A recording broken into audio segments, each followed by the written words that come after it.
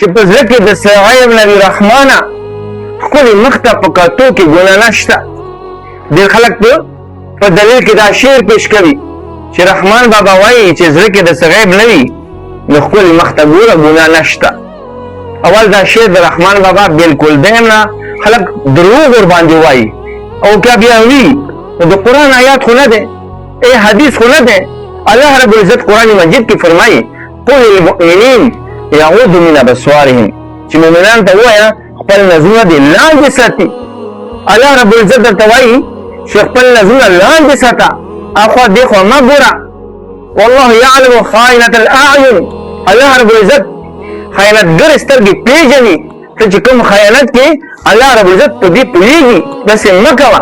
او ته وایي چې رحمان بابا وایي ښکلې مخ ته ګوره ګناه نشته. نو ته به د رحمان بابا منې که ته به د الله منې؟ والله دې تباه که. ته چې ښایسته مخونو ته ګورې خو زړه کې د څه شته دي، لږ نه ډېر څه شته دي. که د ستا په زړه کې څه نه وی خو تا به نه کتلو